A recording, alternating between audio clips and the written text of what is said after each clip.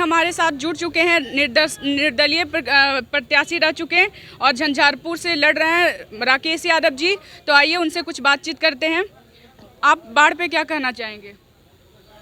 बाढ़ तो बहुत पहले से गंभीर समस्या है इस इलाके के लिए, और मुझे लगता है कि इसके प्रति सरकार और राजनीतिक जो नेता लोग हैं वो गंभीर नहीं हैं। बाढ़ आने पर करोड़ों अरबों रुपया बर्बाद हो जाता है, लेकिन परिणाम कुछ नहीं होता। और अगर सरकारें गंभीर होती तो इसका अस्थायी समाधान निकाला जा सकता है, और अस्थायी समाधान निकल जाएगा तो इस इलाके के लिए बहुत बड़ा वरदान होगा लोगों के लिए। 4 मंत्री रहते हुए क्यों नहीं निकला?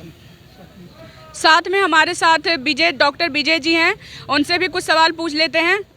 डॉक्टर विजय जी, आप खुद बहुत पढ़े लिखे हैं, तो शिक्षा के लिए क्या बिहार में कुछ विकास हो रहा है? इस एरिया में झंझारपुर में आपने कुछ किया है या फिर करने का?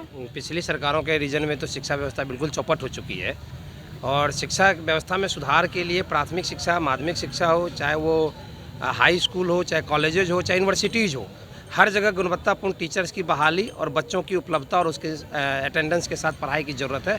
और जिसमें बहुत बड़ी धांधली है, कहीं पे भी पढ़ाई नहीं होती, कहीं भी क्लासेज नहीं लगती, लेक्चरर बैठे पड़े हैं, या तो घर में बैठ के पैसा ले रहे हैं, तो टीचर्स अपने घर में बैठ के दूसरे कामों में पैसे ले रहे हैं। तो शिक्षा जो बच्चों का बिल्कुल बर्बाद हो चुका है, चाहे वो छोटा नन्हा मुन्ना नौनिहाल हो, चाहे वो एक ग्रेजुएट हो। और उसकी वजह से क्या होता है कि वो कहीं ना कहीं स्किल्ड आदमी होने से भी चूक जा रहे हैं। वो हो सकता है वो रोज़गार की बात, अभी देखो आप पूरे राज्य में रोज़गार की बातें हो रही है कि 10 लाख देगा, कोई 19 लाख देगा, कोई 20 लाख देगा, लेकिन रोज़गार आप दोगे किनको? उनकी शिक्षा का बेस तो पिछले यही 15, 20, 25 साल के जो लड़के हैं उन्हीं को आप दोगे ना। उन लड़कों की कैपेसिटी को तो आपने घून लगा दिया मतलब पढ़ा नहीं, लेकिन उसके पास डिग्री है, वो मैट्रिक पास है, आधा ज़्यादा कुछ नहीं है, वो इंटर पास है, वो ग्रेजुएट होने वाला है, वो पीजी हो चुका है। तो ये बहुत बड़ा, शिक्षा को तो सिर्फ खराब ही नहीं किया गया, उसमें दीमक लग के पूरे भारत की यंग पीढ़ी को लपेट लिया गया है। तो बहुत सारे काम है।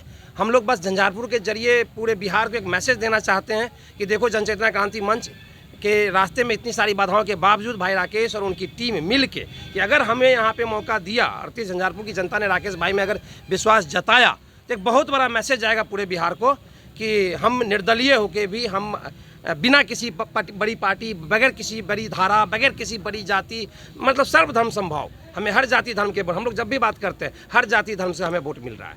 आपको क्या लगता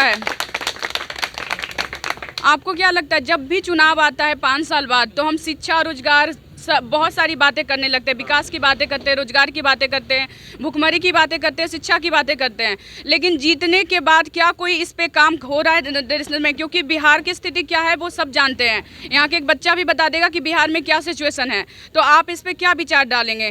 क्योंकि सिर्फ चुनाव के टाइम में शिक्षा, रोजगार की बातें नहीं, ये बात ये तो इसको तो मैं ऐसे भी कह सकता हूँ ना कि आप चुनाव के टाइम में सिर्फ हमसे ये पूछ रहे हैं, इसलिए मैं चुनाव के टाइम में ऐसा बता रहा हूँ।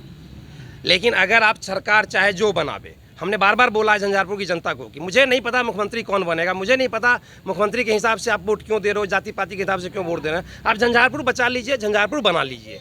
तो जब झंझारपुर के सिनेरियो की बात है, तो अब वो जो अगर मुख्यमंत्री बनेंगे, तो ये क्वेश्चन जब जनता या हमारे जैसे मजबूत विपक्ष या राके हम जैसे अगर सदन में हैं हमारे लोग, तो वहाँ से भी जब हम बारंबार उसके लिए उठाएंगे, तभी वो चीज़ें कैरी ऑन होगी। रियलिटी ये है कि सरकारें आती हैं, आपकी बात सही है, हर चुनाव में शिक्षा, रोजगार की बातें आती है, फिर समय निकल जाता है और फिर बिहार की जनता वहीं की वहीं रह जाती है। ये प्रथा बदलनी चाहिए, ये परंपरा बदलेगी और ये हम लोग शुरुआत करेंगे।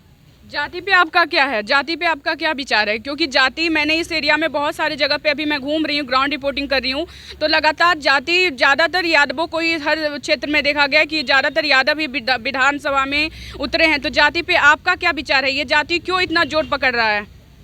देखो, जहाँ तक मुझे तो ये नहीं पता, ये आकलन आपका होगा कि हर विधानसभा में ज़्यादा उतरे हैं। मसला यहाँ ये है, जाति की जहाँ तक बात है, तो मुझे इतनी पता है कि जाति व्यवस्था को अगर रीड करना होगा तो आपको 10 साल, 15 साल, 20 साल, 30 साल, 40 साल पीछे जाने से काम नहीं चलेगा। ये लोग जो विकास के नाम पे 10-15 साल पहले की सरकार, 70 साल, इसको अगर रीड करना होगा तो आपको सैकड़ों साल पीछे जाना होगा।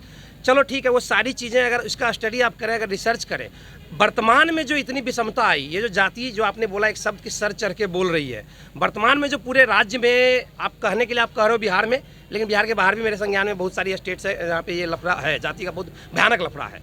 ये जो सर चढ़ के बोल रहा है, इसमें जनता दोषी नहीं है, ये जाति सर चढ़ के बोल रही है। कुछ ऑर्गेनाइजेशंस हैं पूरे भारतवर्ष में, पार्टियों के विंग्स हैं, धार्मिक रूप पे, जातीय रूप पे, आप देखोगे अखिल भारतीय फलना सभा, अखिल भारतीय यादव सभा, ब्राह्मण सभा, अजीब अजीब टाइप के लोग हैं। ये उन लोगों के जरिए, चूंकि हमारी जनता, एक तरफ आप शिक्षा पे वार कर रहे हैं, नीचे से आप उसको शिक्षित, अशिक्षित, कुशिक्षित, सॉरी डिग्री है, शिक्षित नहीं है, न अशिक्षित है न शिक्षित है, वो कुशिक्षित है। और तीसरी तरफ आप क्या कर रहे हैं, आप सोशल मीडिया के जरिए जातीय वैमनस्यता के मीम्स और वायरल्स और अजीब अजीब चीज़ें डाल के लोगों को संकीर्ण कर रहे हैं।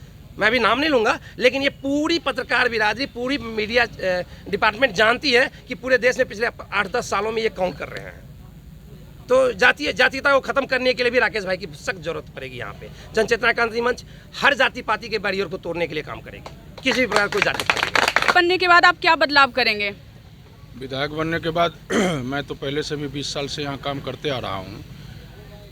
जितने भी यहाँ उम्मीदवार आते हैं पार्टी के स्तर से, वो पार्टी के और नेता के प्रति वफादार होते हैं, न कि जनता और वोटर के प्रति। तो मैं सबसे पहला बदलाव यही करूंगा कि मैं जनता के प्रति और लोगों के प्रति जवाबदेह बनूंगा।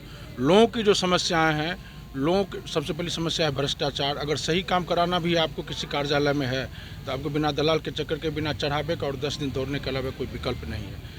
भ्रष्टाचार है, शिक्षा व्यवस्था जो खत्म हो चुका है उसको पटरी पर लाना है, स्वास्थ्य व्यवस्था को बेहतर बनाना है, बाढ़ के सुखाड़ के आपने पहला सवाल पूछा था मुझसे, उसके लिए सदन में आवाज़ उठाना है, सरकार से लड़ना है कि वो उसका अस्थायी समाधान हो।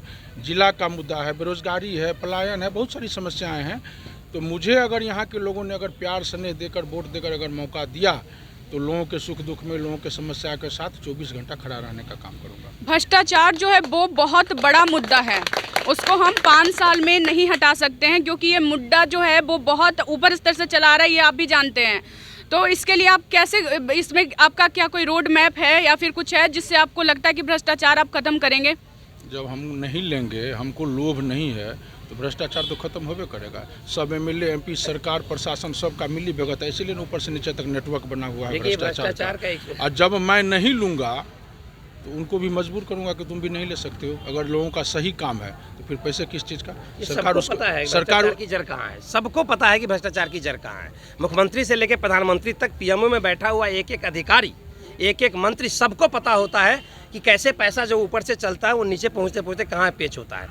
हर स्टेट का अपना अपना कनेक्शन वायर होता है। लालू जी के टाइम में SS कनेक्शन वायर था, नीतीश जी के राज में RCP टाइप का कुछ कनेक्शन वायर है, मोदी जी के टाइम में कुछ और रहा होगा। तो ये जो कनेक्शन वायरिंग है ना, ये भ्रष्टाचार की गंगोत्री जो ऊपर से आ रही है नीचे की तरफ, अगर उसको ख़त्म करना है तो बहुत सारे लोगों ने आंदोलन किया, आज अन्ना हजारे जी बैठे पड़े हैं, लेकिन हम लोगों का मानना है कि अगर भ्रष्टाचार को खत्म करना है तो नीचे प्रहार करो। नीचे प्रहार करो मतलब वार्ड लेवल, मुखिया, ब्लॉक, अनुमंडल, वो आवासीय, वृद्धा पेंशन, वो राशन, वो PDS, वो जो जहाँ छोटा छोटा लेवल पे जो भ्रष्टाचार है ना, जब हम वहाँ प्रहार करेंगे तो अपने आप ऊपर खलबली मच जाएगी। हम लोग का ये सोच है। अब देखते हैं ये एक्सपेरिमेंट कितना कामयाब होता है, बशर्ते कि झंझारपुर की जनता दे हम लोगों को सपोर्ट। आप 5 साल में जीतने के बाद क्या क्या बदलाव करेंगे? मैंने तो बोला कि जो भी मूलभूत समस्याएं हैं, बुनियादी समस्याएं हैं, भ्रष्टाचार हो गया, शिक्षा व्यवस्था को बेहतर, स्वास्थ्य को बेहतर, जिला बनाने के लिए, बाढ़ सुखाड़ के अस्थायी निदान के लिए, बेरोजगारी पर, पलायन पर, जो उद्योग यहाँ पेपर मिला झंझारपुर बाजार में, औद्योगिक क्षेत्र है लेकिन कुछ नहीं, सब मरनासन है। तो कोई भी राजनेता जो यहाँ से जनप्रतिनिधि बन के जाते हैं, कोई भी गंभीर नहीं है कैसे उनको टिकट मिले, कैसे पद मिले, सत्ता, परिवार, पद, पैसा, इसके अलावा फुर्सत कहाँ है। और अगर अपने आका और अपने सरकार के खिलाफ आवाज़ उठाएंगे तो उनका टिकट कट जाएगा, उनकी हैसियत पता चल जाएगी। तो लोगों से मतलब कहाँ है, लोगों की समस्या को तो उठा नहीं सकते हैं, लोगों की समस्या को उठा नहीं सकते हैं, क्योंकि कहीं ना कहीं बंधे हुए हैं। और मैं जो स्वतंत्र रहूँगा तो मैं तो सब समस्याओं को उठाने के लिए स्वतंत्र हूँ, मुझे तो किसी बंधन में नहीं बन के रहना पड़ेगा। तो बहुत बहुत धन्यवाद राकेश जी और विजय जी। तो देखिए इन्होंने क्या कहा, इन्होंने कहा कि बहुत सारी समस्याएं हैं, निर्दलीय पार्टी का कहना है कि बहुत सारी समस्याएं हैं, लेकिन हम